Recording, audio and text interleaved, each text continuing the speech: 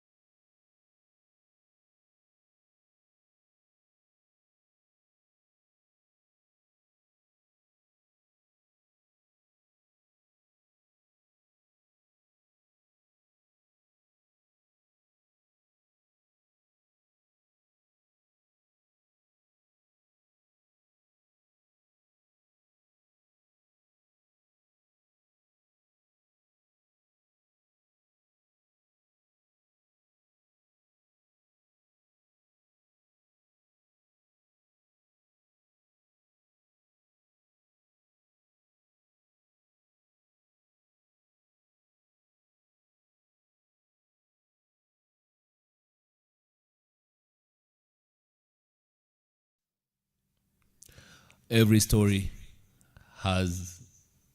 crown has a story. Good evening and welcome to wherever you are this evening. Karibu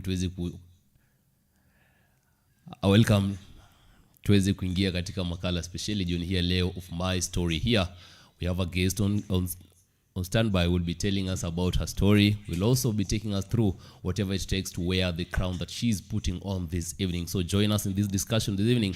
Remember, this is Mofo TV. I'm Vincent Okin, and of course, this is your fastest growing online channel. So popote ulipo, karibisha wenzako, share the link, and welcome into the discussion this evening for the next 1 hour. Let us know much about our guest. Let us learn. Let us get inspiration from whatever she has undergone to be in a position to put on the crown that we can all see. Share the link this evening and welcome your friends. Tell them that we are here and Mofo TV is your passport to adventure. Without taking much time, welcome. Thank you. Yeah, maybe for the person who's seeing you for the very first time, I'm seeing you for a second time because maybe I've seen you in a previous function. The person who's seeing you for the very first time, who's watching us this evening, will want to know what is your name, of course, and just like who is you? So thank you. My name is Abigail Mweni Kilonzo. I'm a student at Kiriri Women's University of Science and Technology. The current Miss Kiriri. I have studied diploma in information technology. I am actually done with the course. I'm waiting to graduate coming this month. Yeah, that is Abigail. Yeah. So it's not only just a crown, but there is much to do with education and accompanied. For sure, yeah. Welcome this evening. Let me take you this opportunity again to welcome you. Share the link. Welcome your friends. Comment in the comment section, of course. And if you want to have us a call us through 0794599879. Give us a live call. Of course, my phone is just right away here. I'll receive the call. I will hear what you're saying. And of course, if you have a question, channel it to her so that she can give us the answers in the same perspective of my story. Want to get much about her to know how to navigate about life. So Abigail, besides the crown, she has something in progress, that's education. Yeah, sure. But now mtu atataka kujiuliza, like will want to know, like, where do you come from? They will hear the name, they will judge.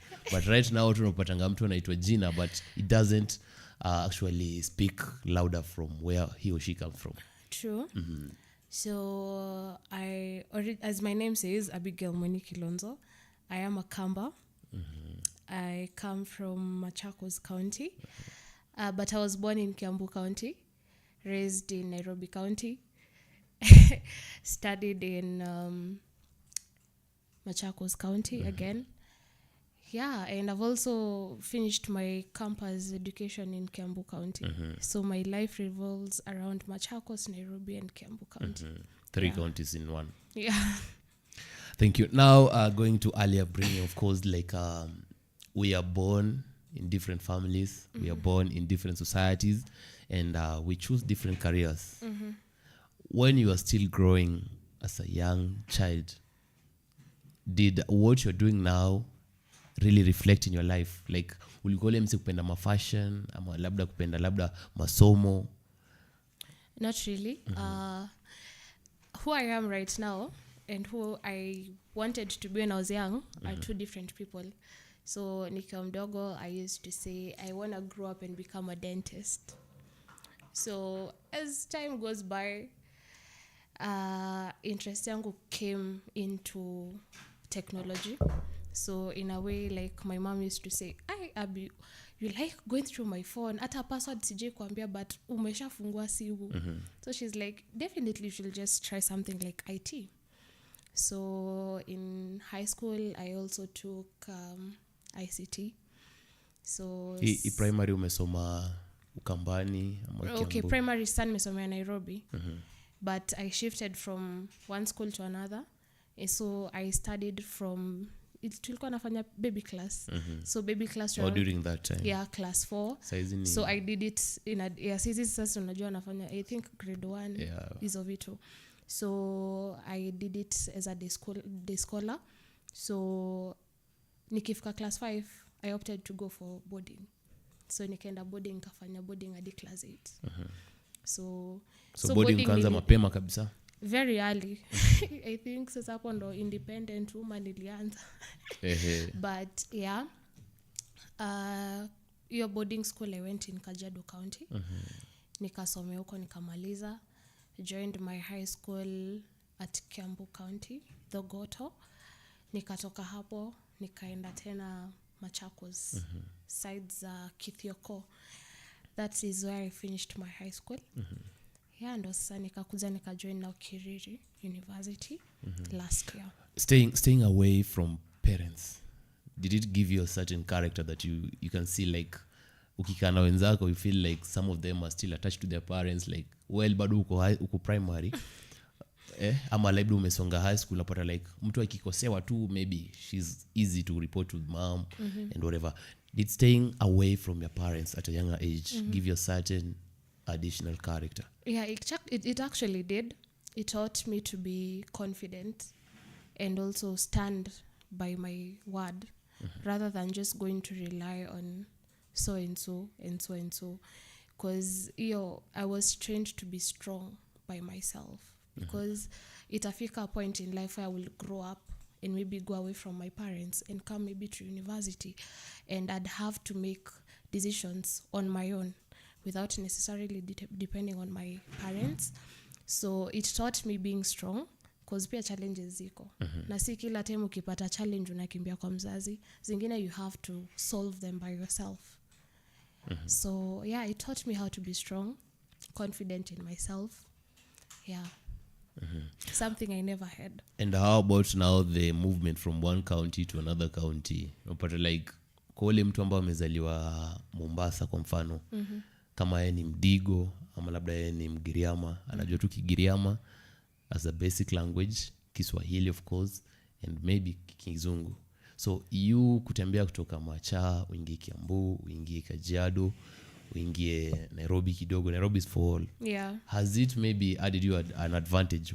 Of course, how you adapt to the environment, number one, and of course, if you have got an opportunity to know an additional mother tongue.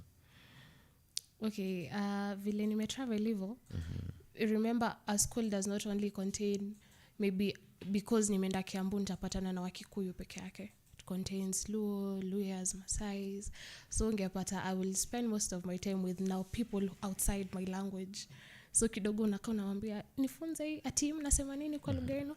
So at some point I found myself knowing a bit of maybe Kijaluo, a bit of Kiluya, a bit of Kikuyu.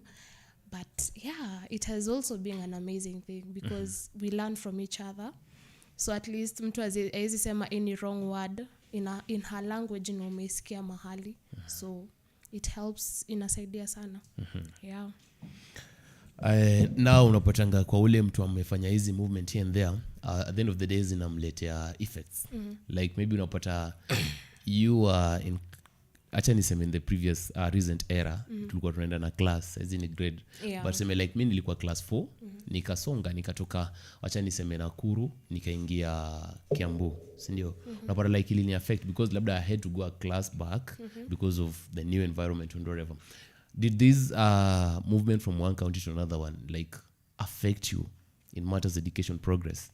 Because unapata like hii umeenda utasongezwa nyuma, hii umeenda utaenda the same class. A funny thing, during my primary level, nothing of that sort happened. I was actually a bright girl. So kidogo nikiingia sasa high school, ndo kidogo I had some hiccups there and there. So I actually studied, I think, in around 4 schools. So my first school, sikukaa sana. Nilika like I think around 2 terms. The second, so I went to a different,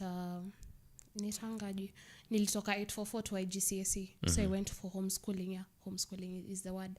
So I went for homeschooling. So utapata curriculum ya IGCSE and 844 is quite different. So which made me even a brighter student. Siku brag like than sisi wa nini. Yeah, so ukapata I was moved a grade, a step ahead. Yes. So after I was done with homeschooling, I went back to 844. So which means I have forgotten mambo ya 844.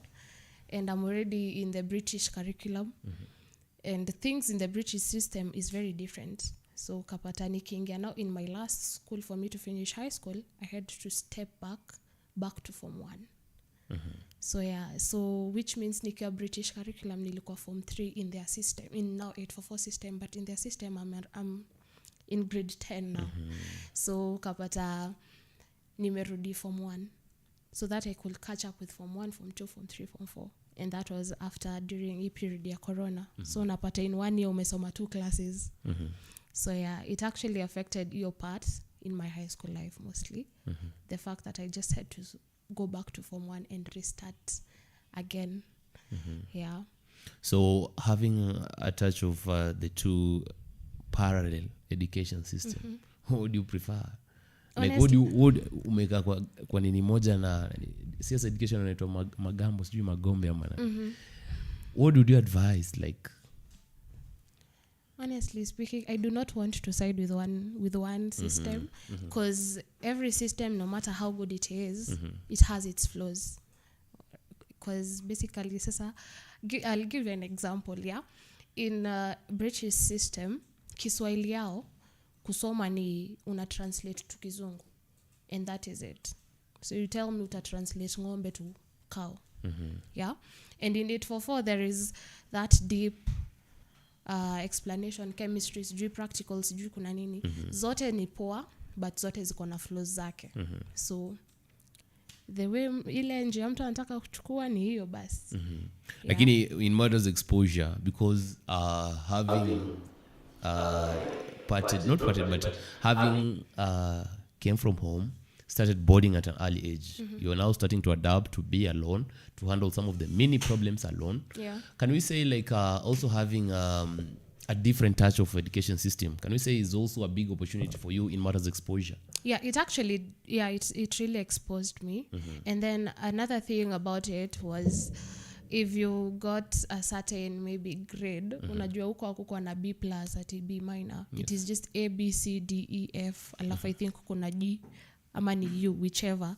So ulikuwa unapata, if you pass, you get scholarship at the end. Tuseme the 844 system does not have that, but this one is, enye uko sure nikitoka hivi siwezi kosa mtu hapa nje ameamua kunipeleka abroad just because I have passed in the system. So it gave me exposure. It helped me understand how these people in the British curriculum wanasomaji, like how do they do their things. Yeah, and I actually became a teacher to them, because ukapata most of them, mimi I had to communicate with you in Kiswahili. So ungepata kidogo tunaanza kukaa chini tusome Kiswahili na wewe. Hakuna otherwise. So yeah. It gave you a good exposure. Yeah, I did.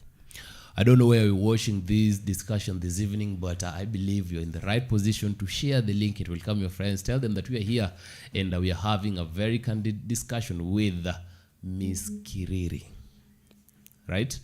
And we are going to have much in that same field. We are going to know much from her side, like what does it take to put on the crown. There is a story that we all need to know, the story that will arise our weaknesses, and a story that will inspire us to go beyond the board and become whatever we can be. So welcome, and keep sharing the link. Have me your question where you're watching from in the comment section. I'll be reading them.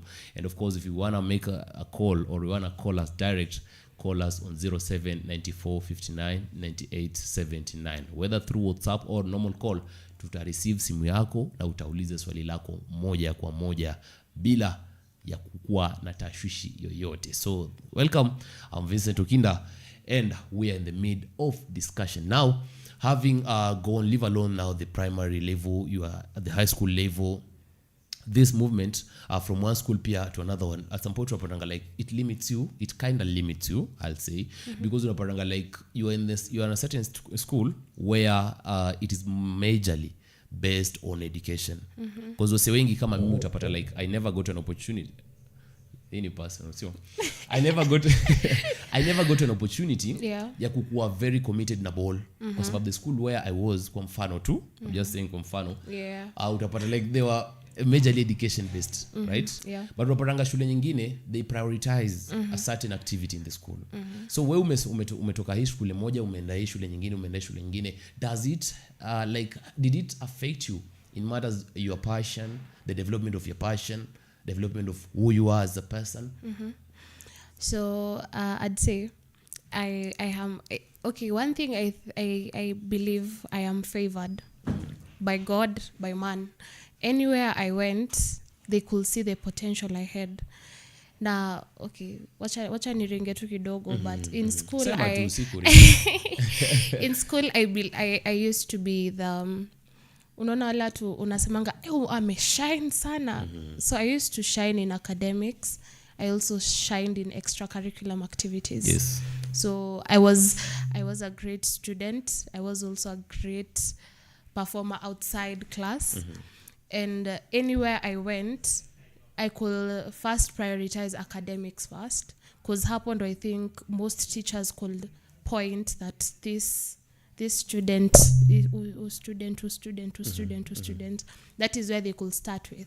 And then from there, I will now say, I used to give my friends the notion of all work with no play makes Jack a dull boy. So and so sawa tukatai tunasoma, yes, but give yourself a break, because your mind needs to rest a bit. then you can come back to what you want to do if it's studies. So me moving from one school to the other, I'd say it did not affect me negatively. It did positively, because it gave me the space to nurture myself in academics and outside academics. It gave me the space to grow. It gave me the platform to also share my ideas of outside class or inside class. So yeah. At a bigger side of it, am I right if I say like at some point you were happy or not happy with the kind of discussion? Because najua like haikukuwa initiative, haikukuwa your own decision, like you telling your dad or your mom like I want to move from this school and go to another. Yeah. Like did you get bored? You're up and down because it wasn't your decision. Okay, tukisema sasa from my primary level, it was a suggestion I gave out because we're just two girls in the house and my sister was already in high school, so which means natoka shule nimefika kwa nyumba nimeboeka. So ikifika yo class 4, I actually gave my dad the idea. Surprisingly class 5 nikaambia so naenda body, and I was very happy actually. I was very excited. In high school, the first school I went, sorry to say this if my parent is watching, but I did not want to go to that school. She already know now.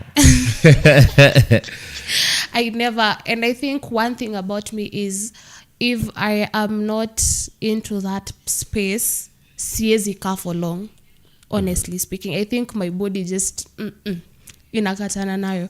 So I went there, I wasn't happy, but so nona mzazi akishapata recommendation of this certain school is amazing for your daughter, take her there, ata recommend for that. But what I had wanted, akakata. So that is where we had clashed. So that made me feel bad. So nikitoka, as much as ile situation nilitoka nayo ilikuwa mbaya, hata mzazi anajua but hatuwezi ongea sana. Ile situation nilitoka nikiwa kwa hiyo shule, as much as I was disappointed in myself, I felt happy because nimetoka. Sikuwa nataka kukaa huko.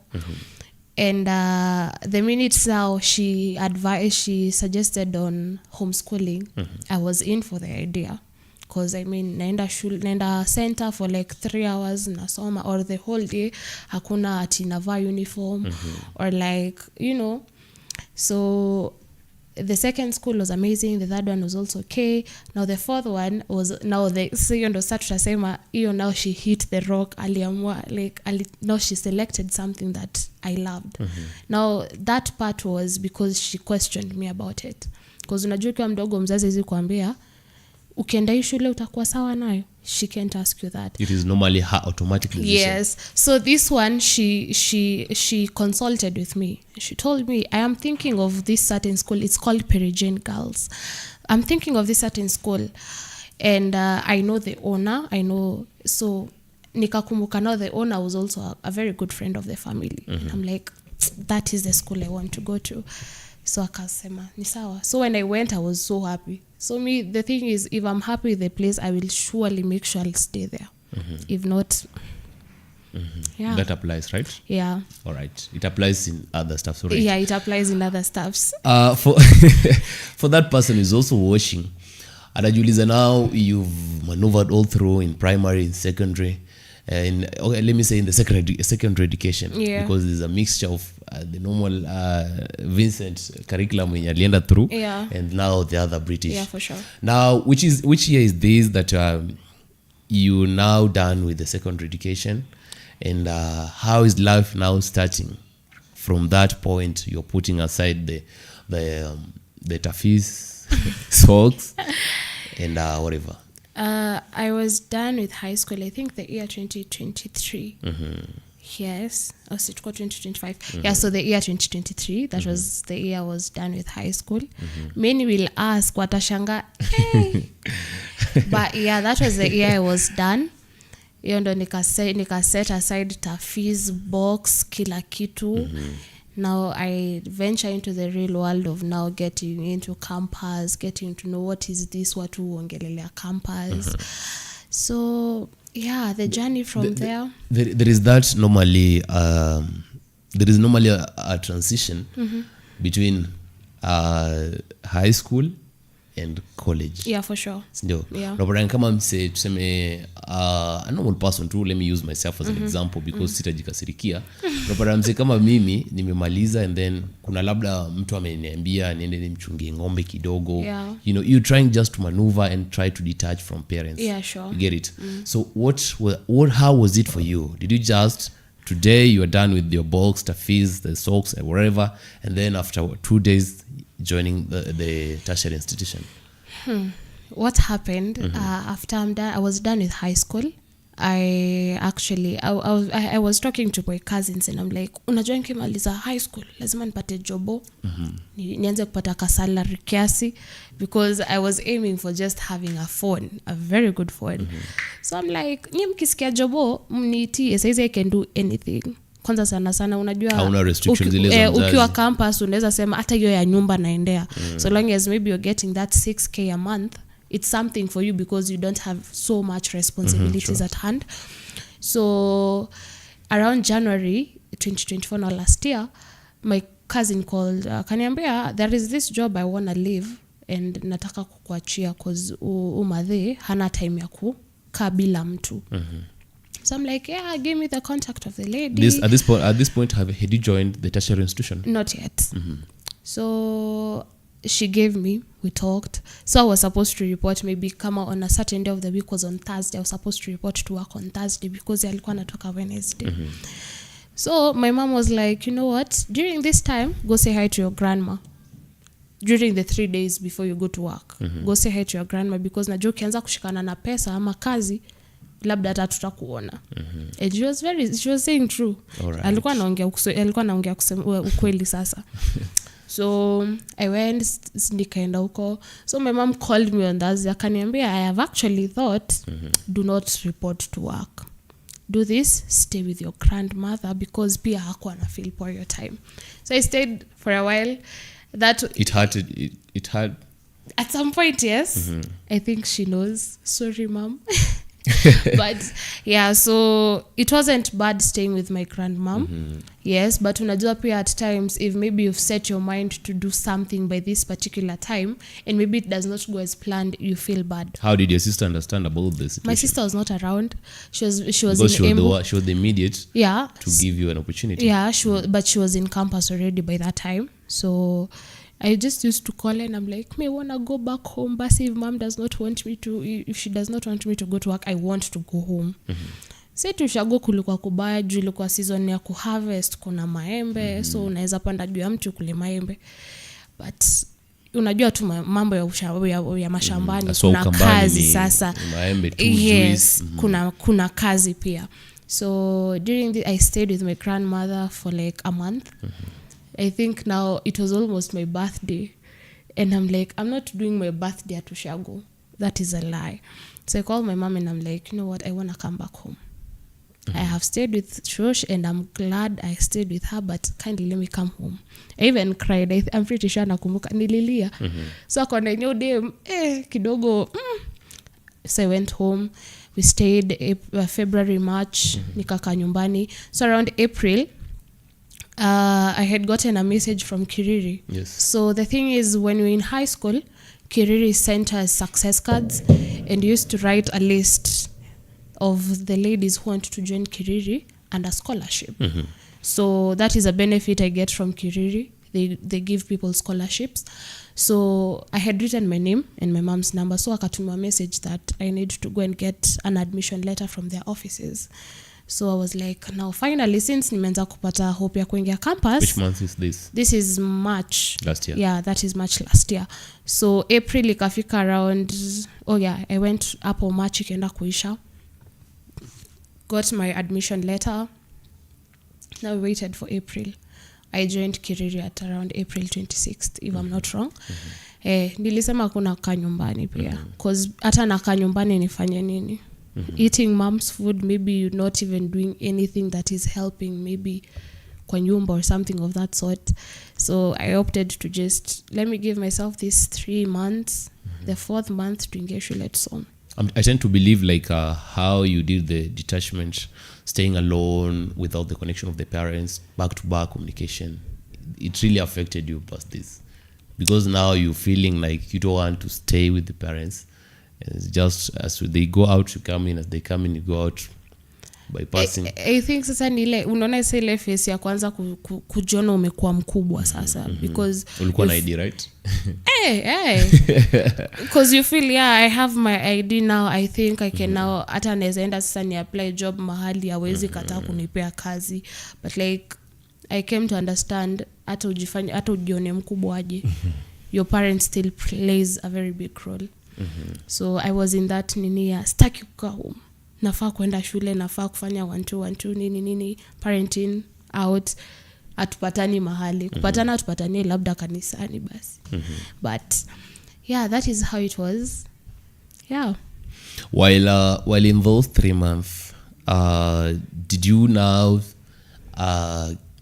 like do away with some of the talents or the passions in life that you had? Because like besides maybe kwenda campus usome na what maybe you majored in, like the crown you're putting on, there are other talents, other passions. Is there any passion that you had to forgo for you to continue focusing? Not really, because basically ulikuwa napenda kushona kwa mfano and all those stuff nini? Not really. Because when tukiongelea talents zangu, basically it's singing and dancing. This is basically if I am free, utanipata nimeka earphones ama nimeka saa maybe simu tu nimeka ngoma and then I just sing, and that is it. I cannot do away with that because I believe it is part of me. Dancing is also part of me. So yeah, see hakuna talent, because those are basically I'd say those are the only talents I have, and I really cherish having them. So I couldn't forgo any of that. Yeah, so I used to have them, so we just sit down with my mom and she's like, by this suimbange nini basi. So I'm like, yeah, I'm actually even thinking about that. And from the background, from the environment where you said you born, I believe guitar very much. Yeah, music is part of, I'd say most Kamba people, they love music. Yeah, so it was I think sasa tuseme hapa ilikuwa inborn.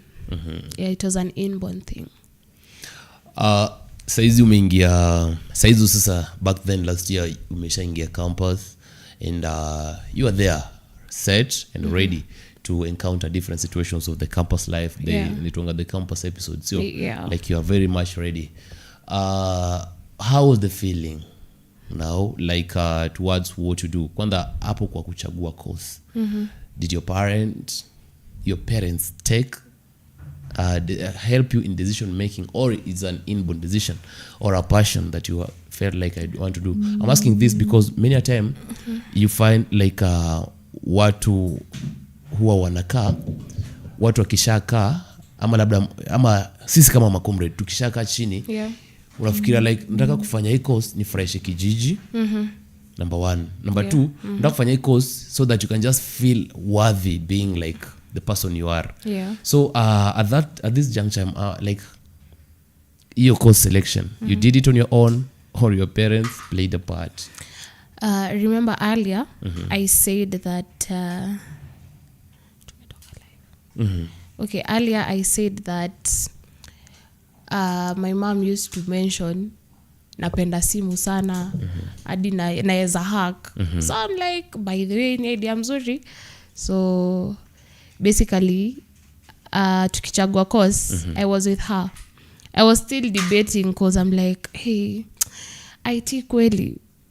Yes, I do love IT and all that. I'm interested in it, but will I manage? Unajua pia unaangalianga, unajua hapa mbele it might be soft.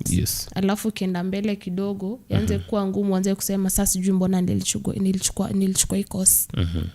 So ukapata I had to sit down because nilikuwa hata nafikiria nifanye hospitality. So I'm like, mom, me to be honest, because na pia kulikuwa na software engineering. So I'm like, ama nchukue hospitality ama software? And she's like, Abby, I can see kuna IT.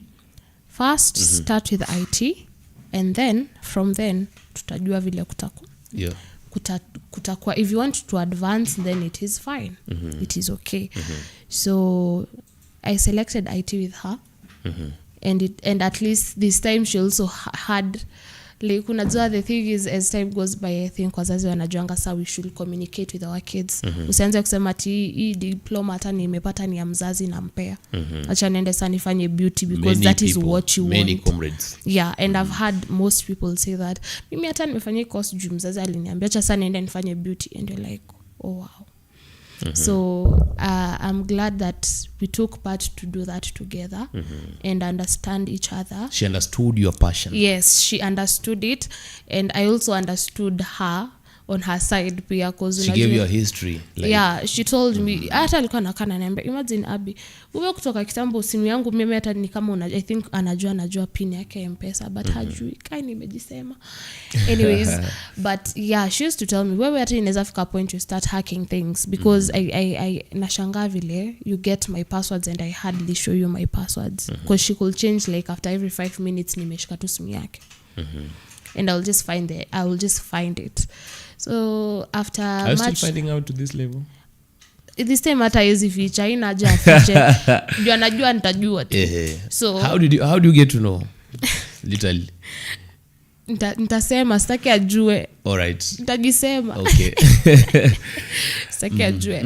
So after that discussion, getting to know my interests and deliberating on it, we decided on that.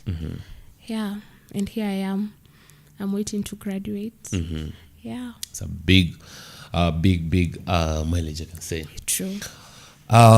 We'll go directly now to the campus life.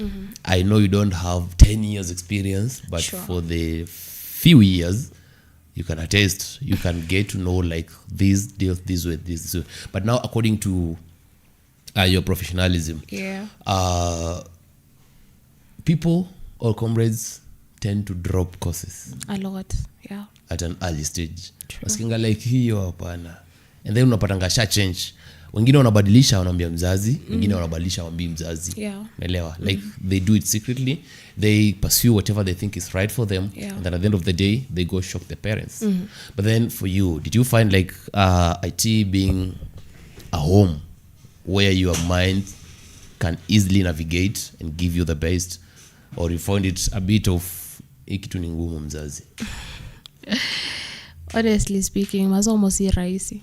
Okay. If we come to think of it. You know, when you start that way. No, tunaongea facts, right? As it starts, unajua kuna introduction. Introduction is always easy. Trust me, it is easy. Until now you go to the depths and you're like, I did not think ingekuwa this. Like I'm supposed to be having this much content about the certain course I'm taking. Because IT kuna programming ndani. There is mambo na typing, mambo na printing, you know, all that. Mambo na database, networking, all that. So in IT utapata uko na like 7 units. Kuna programming ndani. Kucode, lazima ujue kucode. Lazima ujue maneno na connecting of networks, cables, nini mambo 1 2 1 2 and you have to be at par with the lecturer juu in high school, in campus is not the same as high school. Ati ile mwalimu anakuja aseme he is the recap of last time. Yeah, anakuja anasonga na syllabus. It's over. So yeah, at some point yes it was hard because sasa unajua unakatu hivi pia you don't unakosa motivation because being in campus life kumbuka watu anainama, right? So wezi fika tu hivi class uniambia utapata saikia kusoma because pia sangine wafikanga huko campus wapata there is a easy course, yeah, watu wanafanya and then iko and then you're like ama tu ningeamua kuchukua beauty ama ningeamua tu kuchukua hospitality but mind you ukienda pia kusikia watu wa hospitality wanateta sana hata kuliko wewe wa IT. So basically what made me stay in IT is the love for technology and the fact that it will grow each and every single day. Like IT seti ni kitu iko stagnant, it grows, technology grows and grows and it becomes wider and you just want to know what is inside technology. So that curiosity ndo I think imenifanya nika stick with IT. So yeah, the fact that I'm just curious because ukiingia kwa coding there are languages, certain languages and unaambiwa each and every time hizi languages zinaendelea ku advance.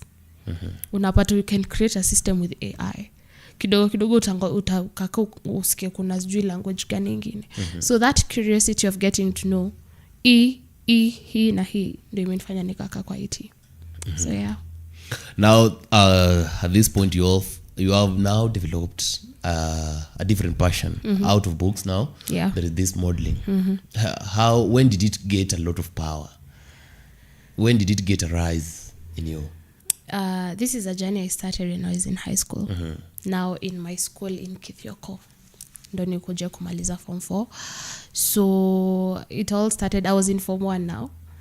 I was this big girl with big body and someone just approached me akaniambia bethe kuna cultural ya shule wewe fanyaje inge model and I'm like hata sijui kutembea. I don't even have outfits, acha tu sende mbali kutembea unajua unaweza twist miguu but like sina outfits. So she's like, you know what, nitakutengeneza outfits wewe bora uingie. So I went for the first time. I didn't get anything but the love kept on growing and they're like Abby, you should have gotten it. You know, this unajua of course as much as umekosa. These trials unazipiga before tertiary institution ama? No, this is in high school. Okay. So the second year when I was in form 2 I tried it again. In form 3 nikaenda hivyo. So form 3 I got to be the miss of the school. Now that gave me the urge to know, okay, outside high school can I even get it? So when I was in form 3 now I got to the point where the owners of the school got to realize I'm talented. So one of them advised me and he actually called me Miss Africa. Until date sisahau. So I knew that was a step to take. So after I was done with high school I wrote it down in a notebook. And I said the next time if I'm getting into campus I'll have to try it. So tukaingia campus. The first semester went. So the second semester they sent out a memo. And you know I used to hear, oh najua modeling is for the petite girls nini. So I'm like too bad. Siwezi ingia. So when I read the memo and they said all sizes are welcomed. Nikajipea nini. I decided, and plus now the circle that I have motivated me to go for it now. They're like, Abby, so kuna viatu weenda. And they're like, tunakupeleka these auditions. So we went, I did it. My first trainer, she sikuwa nikose her name is Frida. She was Miss Chuk, I think 2022 2023. Between that year I can't remember. So she trained me. She kept on motivating me. She kept on criticizing me. Na you know criticism wewe tu ndo utajua vile utaichukua. If it's negatively, if it's positively. I decided to take the criticism positively. She went. Bado sikuwa nimeiva. Mind you, we have tuko na like one more semester for us to get. Umeiva for stage so? Yes. Sikuwa ni hata hiyo kuiva kutembea bado. So by kuiva you mean perfection, right? Yes. Alright. Like at least you know getting the idea of what am I really doing. I just don't want to walk for the sake of walking. So she left. I decided just because she left does not mean niache. Kaingia TikTok nikaangalia watu wanafanyanga nini hizi. I researched, I did what I could do. Like I had to do it. So this is like a month towards the event. I'm still in trainings, whether the trainer is there or not. You do it consistently? I am doing it. I am very consistent in it. Isijati yosek nilikuwa natoa wapi by the way. Because if it was someone who does not have a trainer and she does not have a clue of what she's doing, ange quit in the middle. So I did it.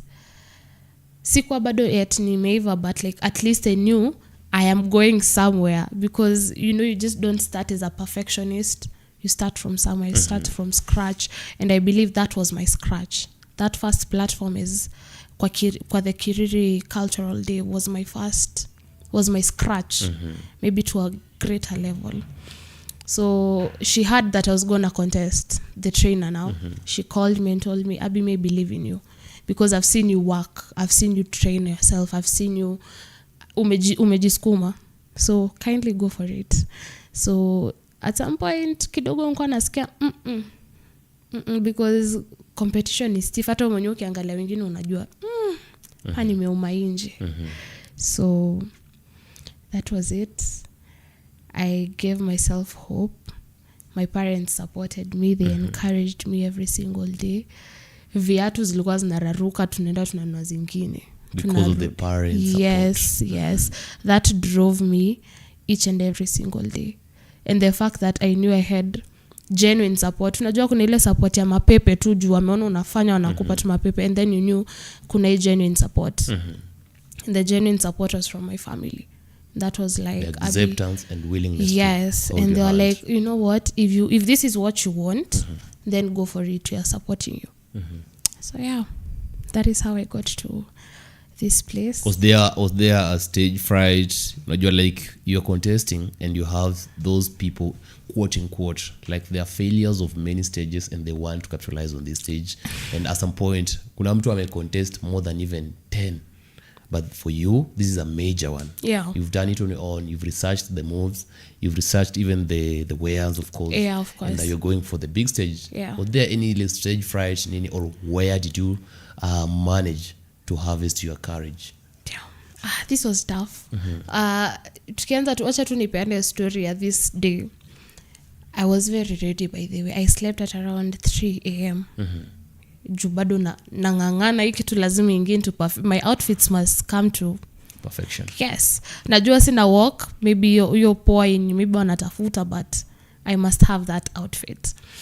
So when I woke up, I was very ready. Actually nilifika shule wa kwanza. I'm pretty sure. And I started calling people, mko wapi nini. So when guys are getting ready, I got tensed up.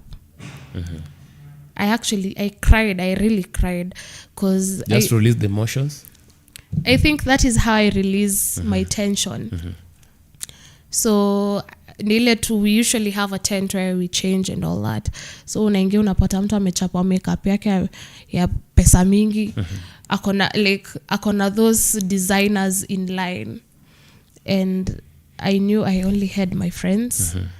And my small makeup kit, which is eye pencil na lip gloss, au wasichana wanaweza sema lip combo. Hiyo ndo ilikuwa makeup yangu definitely. Because I didn't know how to do the expert thingies. And I looked at them. They have their people. My friends are not in school. Ukiwapigia simu bado wamelala, unashanga guy. Are these the people I'm nategemea?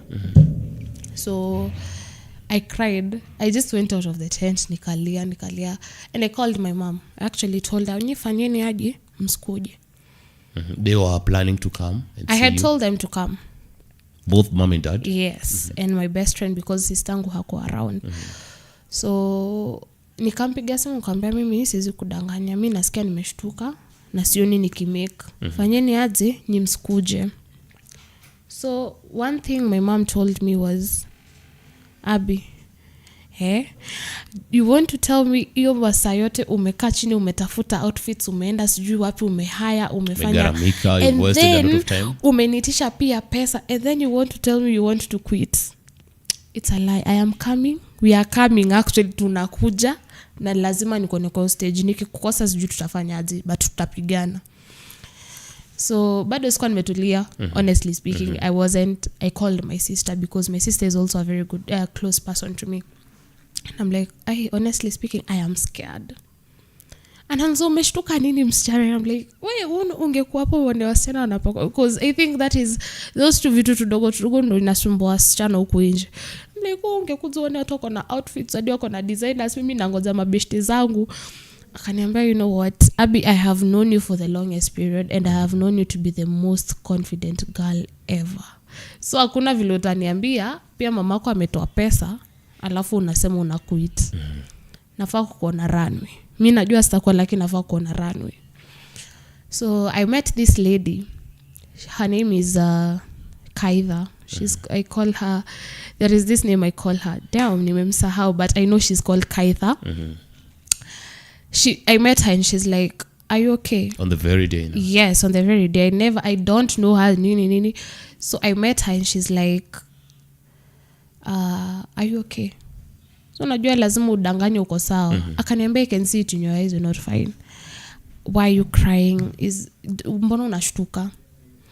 So mi nika-assume, this is someone who's trying to help me out. So nikamwambia, this is what I'm experiencing right now. Akaniambia, do you know what? The little that you have, go with that. Alafu so ongezea a little bit of confidence in it and you're gonna be fine. So tukakaa hapo, akanituliza, akanipea lollipop, akaniambia sweets give you hiyo inisangwaje the nimesahau hiyo jina. Hiyo sugar rush and whatever, so you get, so she gave me a sweet. So tukaanza competition. All of a sudden I was hyped. My friends, sasa unaona, like I saw my friends and they're like, hey, rada. So I'm like, now you're here. So at least I feel now my support system is around. So we went in for our first category, second, and people were just amazed. Alafu so unajua ukienda, alafu unasikia pia nduru ya audience, it's another thing. So the minute nilikuwa naingia runway, nasikia napigiwa nduru and I'm like, wow. So people love what they are seeing. So I should give them a show. So it went hivo, confidence. So I think in each and every, so the minute now my parents came in, now it also gave me the hope of enyewe now I have an audience. And they kept on coming to my attention telling me, Abby, you are great. Like they kept on giving me affirmations and I needed that. I think they knew I needed that. And yeah, that is how I came to have that, because hata ulikuwa unapata mtu ametoka kwa audience anakuja anambia, Abi wale uko na confidence ingine tamu. And I'm like, oh wow, hata sijui naifanya aje, but I'm just doing it. So yeah, that is how did you feel your parents seeing you on a stage, on a runway, of course? Like they are there. Zingine nilikuwa naogopa because some outfits, hata mamangu alikuja akaona hivi. Ananiambia, atakuwa tumeongea kuhusu hii. Kuna zile stingo zenye styles, of course, the walking styles. Zenye hajui kama unajua. Wacha hata walking style tu ni outfits kidogo. Walking style hata hazina shida. It's the outfits. Because ulikuwa unapata mimi na yeye tumediscuss, this is what I'm going to wear. And then she came, now she finds me maybe with some others and maybe ni different from what I had told her. So ananiambia, guy, so because there was this one category we had spoken about. She did not know how it was going to turn out. So she saw it and she told me, wewe Sunday tuko nayo kwa pasta unaombewa, because and I'm like, mom, relax. So I was like, I'm still glad you didn't prevent me from going to the runway. You gave me the support as much as maybe umefikiria nimekataa kusikiza the outfits you wanted me to have. So yeah, but I felt happy. At the end of the day, now it's time to announce for results. And results, and you are there, of course, among the audience, waiting for adjudicators or the judges, of course, to come and maybe announce the winner of the day. Yeah. How was the feeling? Because right now you're waiting in between a yes, I've made it, or a no, I didn't make it. Yeah. How were you feeling? So you remember the meme that says, one nasikia nervous? Sasa nilikuwa nasikia nervous. And honestly speaking, when I was going on the runway, I had only aimed for Miss Curvy Kiriri. That was it. And because the audience kept on saying, hey, nyundo, Miss Curvy. And I was satisfied with that because I just wanted, hiyo ndo tu nilikuwa nataka. So I was already in that comfort zone that yes, nataka hiyo Miss Curvy. So during announcement time, nini, wame mention Miss Curvy, sijaitwa. So niko confused. I was very much confused. And I'm like, kwani where am I? Because I think I'm supposed to be getting that Curvy, but because niko happy. And then they come to mention the winner. I think at your time nilikuwa nimezone out kiasi because I am tired. I have not eaten since morning. Yani nasikia tu niko na mixed emotions. So they announce, bado nimezone out. So the minute I hear it again, I was surprised. I was happy. Sasa hapa ndo nilikuwa na those so many mixed happy feelings. Like I am happy, I feel good, I feel blessed, I feel like God has answered a prayer that I did not pray for or ask for, but he did it in a very great way, in a very extravagant way. Like I did not see that coming. So I cried. Na hata nikilia nilikuwa tunalia nikicheka. And then I see my mom behind me and I'm like, I made my mom proud. I made myself proud. I did it. So nikasema, since then I've been telling myself I can go beyond what I limit myself to do. Because I just gave myself the limitation of becoming Miss Curvy Kiriri. But eventually nimepata a greater role. A bigger title. And this shows that nobody is limited. You can go beyond that. Yeah, nobody is limited. You can go beyond whatever you think is there. They announced, they proclaimed that is there on the walls. You can go overboard and become somebody. That's the story that we are continuing to get from Miss Kiriri University. Of course, it's an inspiring story because many have tried, they have not made it, and many have also tried, they have made it to become who they are in the present day. Have me your question in the comment section, and of course call us through 0794 59 98 79 and talk to us directly as we just near the end of this discussion. I'm Vincent Okinda. This is Mofo TV. If you're watching and if you're not subscribed, please kindly consider subscribing, because you stay with us, we build a family of a good network and communication. And now to this one, you've been crowned the winner. Of course, you've gotten another bigger surprise of the highest level now, Miss Kiriri. How has been the journey since you started now putting on the crown and becoming a recognized, not only a member of the school, but even the society? Yeah, sure. How has been the journey, the challenges that come with it, the advantages that come with it? So basically, I came to realize the crown that is on your head is a ton of responsibilities. And these responsibilities need to be handled with wisdom and insights, and with someone who is in the right mind. So the journey has not been all good and easy. I'd say kuna bado criticism bado, because at some point I've ever had someone say, niliona Miss Kiriri ni mnono. Damn. And I'm like, oh well, okay. So like criticism ni mob. There is kuna ile time you just feel like, was I really made for this crown? But I remember once again that it was God's plan for me to have it. Yes. So which means the responsibilities that come with the crown are not too heavy for me not to handle. So challenges zipo, utapata at times maybe ufanyi maybe kazi yako na set ni juhutaki, but because you're limited in a certain level, and then tu bado saa kujianze kuambia hujafanya hii and you're like, I am only restricted to this side part of my title, and that is it. I cannot go beyond now my level. Kama ndo boundary ya mimi kuwa Miss Kiriri, hapo ndo nafika, and the rest I leave it now to the. So yeah, at times you also face a lot of, utapata watu wengi wanataka tu kuona Miss Kiriri anakaje, and that is it. I love stand up aike comment yake aseme ataka ipoa or sana ama waliona nini hapo. A lot of things are said, yeah. And not only in this industry, but tutapata pia huko nje. So long as you're a leader, everyone must atakuwa na that pro yako na that con yako. Kila mtu akona hiyo. Huwezi kosa mtu akona, hata kama uje mkosea. Huwezi kosa mtu akona shida na wewe, na ujue ametoa wapi shida. So the journey has been amazing. I have experienced talking to greater people. I have experienced exposure with other models.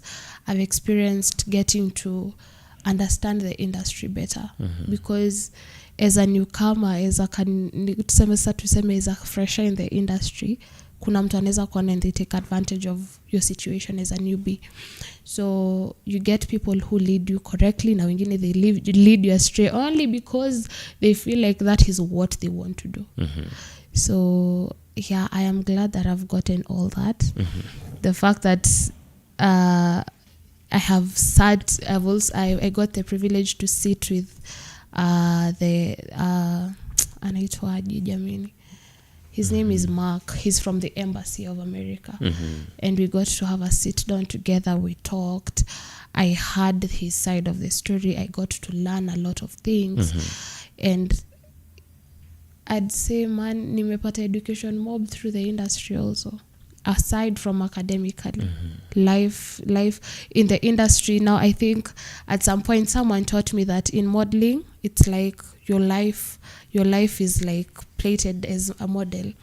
Like unaambiwa the crown in your head, this is a ton of responsibilities. You look down and that is how you fail in doing your responsibilities. Or your shoes, they are the troubles you walk on. If you give attention to your troubles, that is it. Even though me. So I have learned a lot.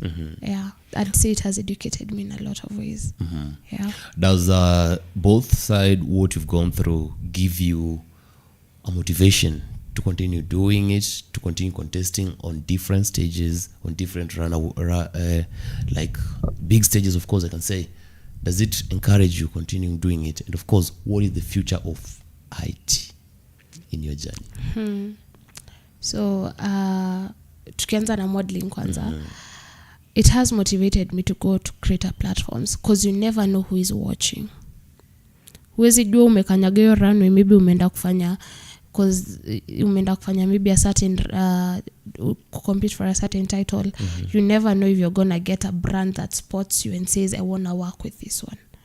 So each and every single day, whether nimepata hiyo title ama sijapata, so long as I've stepped on that runway and someone maybe I'm on this is what I want, this confidence, this tall, dark, curvaceous woman, this is who I want to work with me.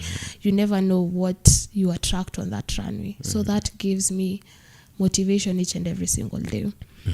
As for IT, there is future with IT, of course, because it is something I'm passionate about. I'm passionate about studying it more. And the future of it is to get to now specify on what I want to know in the field of IT. Because IT is very broad. Utapata kuna mtu anataka kuwa programmer, kuna mwenye anataka kuwa software engineer, kuna mwenye anataka kuwa data analyst, all that. So personally, I want to major on programming. I want to become a great programmer, honestly speaking. So yeah, as time goes by, I am pretty sure I'll advance to a greater level and get to become a great programmer. Yeah. On the other side, najua mzazi anakuangalia. Of course. Ukikaa hivi, do you think of running the two? Modeling is now a career, right? Yeah.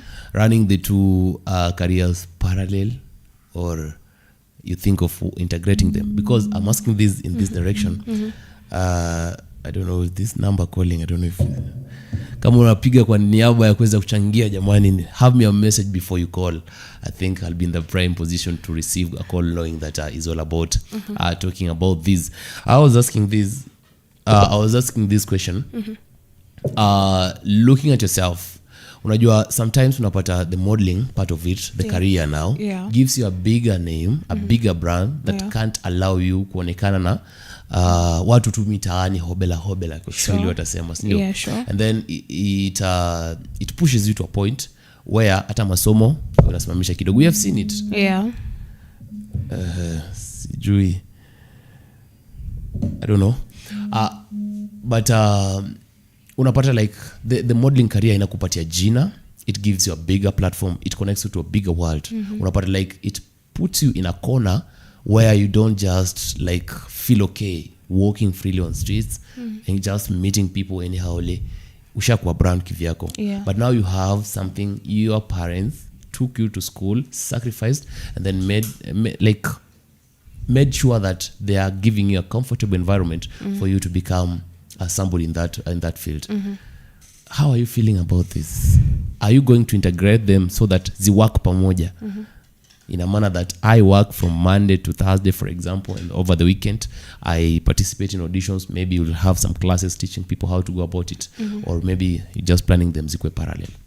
Okay, good thing about modeling is you can do it as full time, but unapatanga hata ukifanywa full time, who is available on a Monday to Friday to come for trainings? Watoto wako shule, maybe kama if you have teenagers in your school, wengine wako high school, if maybe they're adults, wengine wanafanya kazi or something of that sort, ama wako campus. So good thing about modeling is you can do it on a weekend. And sasa education is just education from Monday to Friday, and that is it. If maybe I get to that point where I'm already a big brand and maybe nimeputiwa in a corner where I just don't have to socialize with people, that is why we have e-learning. You learn from online. Do your online classes. Kama ni mtihani unataka kupatikana shule, fika sasa shule. But one thing I know about me is siwezi fika point where I will not want to socialize with the outside world. Because we say no man is an island. If I get to a point where maybe become a brand, na your brand inataka sasa nikwe nini, sorry to say, I'm just being me, is that I'll need people in my life.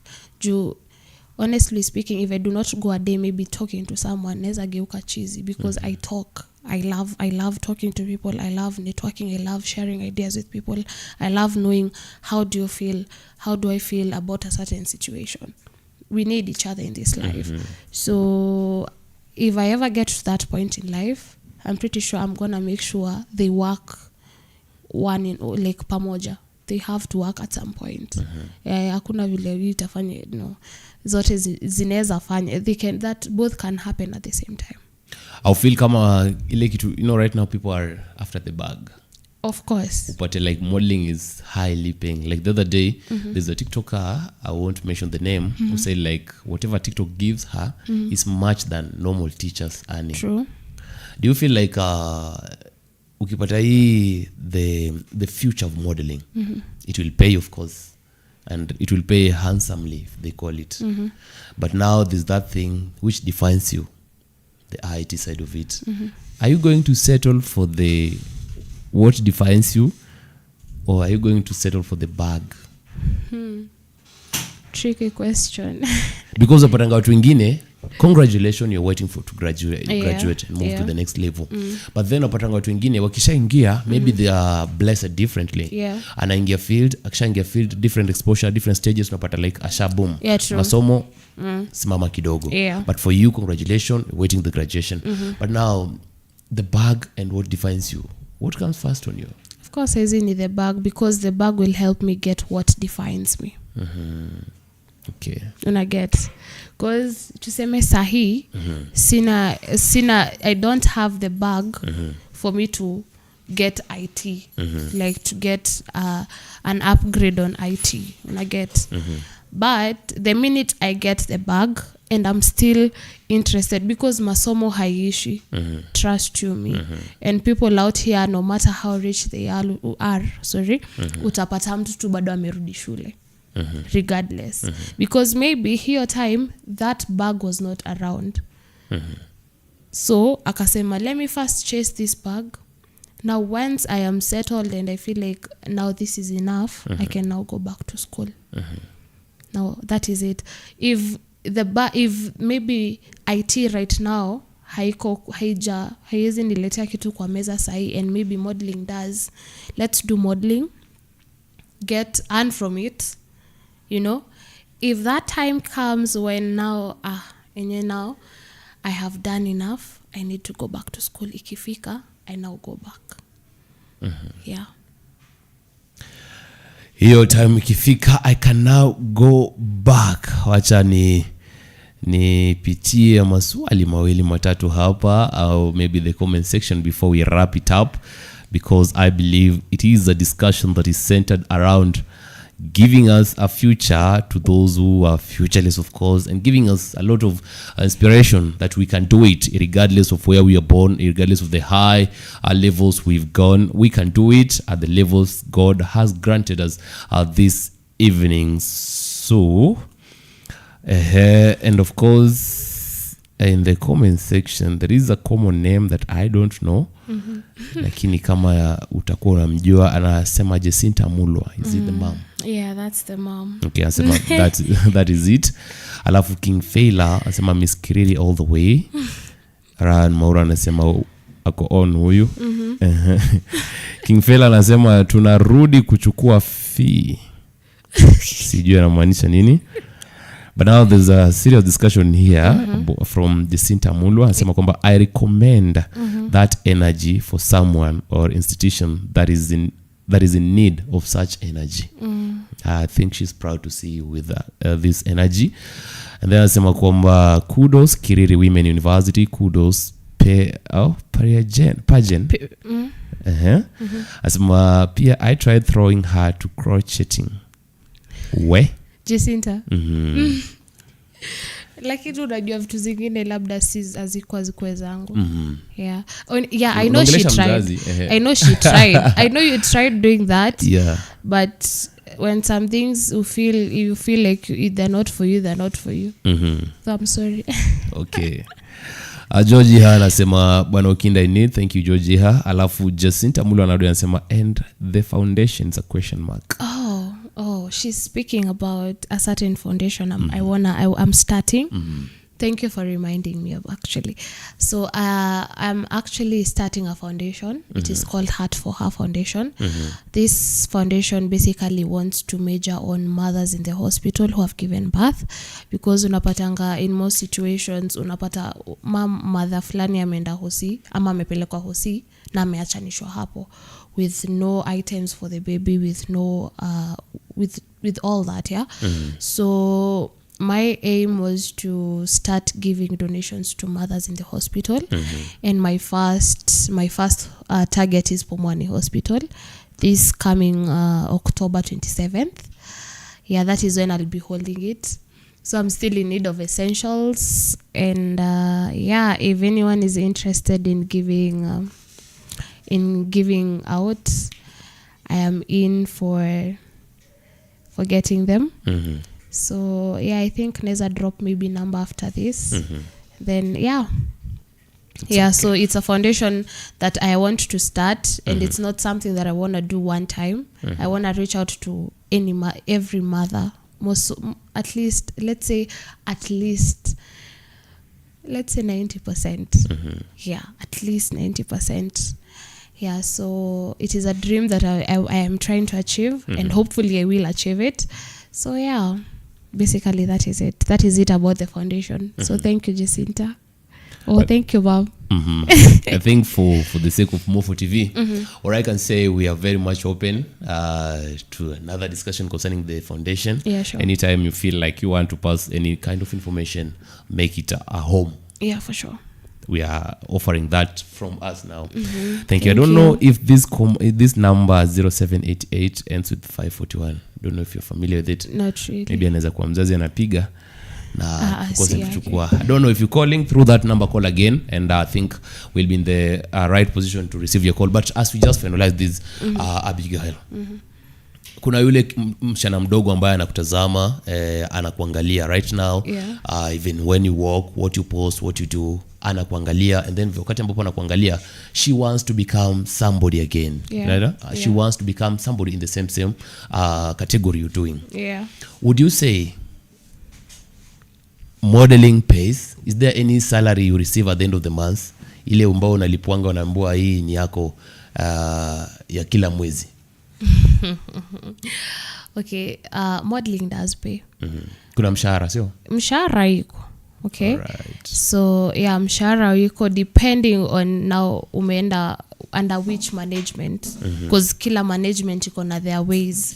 Kuna wenye maybe they open doors for you to become a brand in a certain company. Maybe they won't pay you, but they'll make sure you get exposure from brands, unaget. Na kuna mwenye yes anakulipa, you know.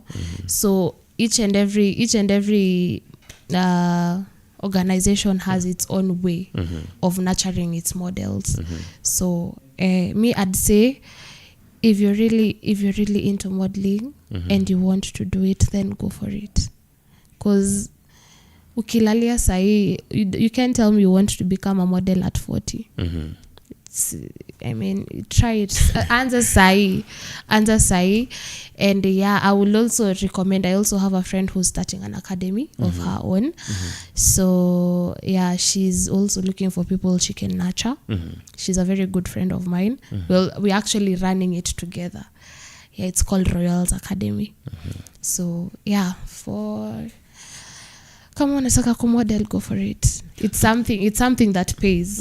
Yeah. To that young lady who's watching at you, she doesn't have the attires, of course, the wares, but she believes she can do it.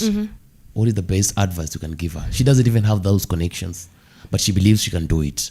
What is the best advice? As now a person who in the same, well, you have won the crown. Yeah. You know what it takes to wear the crown. What is the best advice you can give to that young lady washing out? So hapo kwa attires, creativity matters a lot. Kwa hii industry, creativity matters a lot. Not really because that you kona nguo ya 10 Gs or something of that sort. How creative are you to get an outfit? Because I think the minute umeingia kwa industry na kufungulianga ubongo, like uko, this is an idea I have, this and this and this and this and this, I can create this out of this. That is how we do it. We become creative in this industry. So basically, if it's about outfits, each and every competition has its categories. So kama maybe amepewa outfits kadhaa and maybe hana hizo connections, haizi kosa mse anampea information ya kuna certain designer. Na online iko actually. Ukienda tu online, you search for designers, you'll get. And they're very cheap. Yeah, I'd recommend one. He's called Royal Des. Another one is called Wallace. Wako wengi. Kuna mwingine anaitwa, he's also called Cyprian Saver. There's another one called Max. Wako wengi. Industry ni kubwa, huwezi kosa. On the other side, I'm asking this because unapata like mtu anataka contest lakini hana ile parental support ya kupata hizo ability za kupata hizo attires. So maybe kama hana kazi but ako in the same field. That's a tough one. It is really tough because I have one who has ever told me the same. She's been in the same situation. But I believe ukijipanga tu vizuri utakuwa sawa. Honestly, if you don't have hauna parental support, but mind you, maybe in a month your parent gives you 1,000 shillings or 1,500 shillings for upkeep, ama 2,000. Spare that 1,000 shillings, eka kando. Eka anda save. If sacrifice. That sacrifice ndo pia ina matter. Yeah. Let me finish up with the comment section. Aitwa Joy Mumu anasema, I'm proud of Miss Kiriri. I'm so proud of you. I'm proud of you. Alafu Glorious Otieno anasema kwamba hope your dreams of owning a foundation be true. Thank you. That is it from Glorious Otieno. Jacinta Mulwa comes back and then says, this is an opportunity to invite well wishes to come on board for the foundation. That's why I said, according to our help from Mofo TV, we can offer a hand where she can be a back-to-back visitor and sell the idea. And of course, I believe through the information being shared, the well-wishers will come on board. Thank you for watching. Your daughter, of course, Jacinta Mulwa. Jacinta Mulwa says, next time I want to be tagged along. Is she welcome? Very welcomed. It's all right. And then says, kudos to today's interviewer. Thank you very much. Kudos. Thank you, interviewer. I don't know if you have your parting shot for this evening, because I believe like there's much we've not touched on, but you are welcome for another time. Yeah. But for this evening, just your parting shot, because I believe we have other programs coming on. Yeah, sure. My parting shot. Thank you for actually giving me this opportunity. Welcome. It's such an honor to be here to share my story. It's not everyone who gets the courage to do that, or maybe they're shying away from maybe their past, or yeah. But thank you so much for having me here. It's been a pleasure. I'd love to do this again. You may say sasa kwa camera. I'd love to do this again. I'm also grateful for the viewers. Thank you for also your comments, your very good comments. As for the foundation, I'm also having a great belief that it is going to come to pass and it is going to be a success. Yeah, and I hope to see you again and the viewers also. And yeah, and also have this conversation because it has been really engaging. To mom who has been watching, of course, it will be unfair if you fail to recognize her presence. Oh yeah, so to my mom, thank you for being my greatest fan, because unajua some children out here lack that motivation because they do not have parental support, and I'm glad I have hers. So may the Lord bless her. I've also had another viewer. She's called Joy Momo. That's my sister.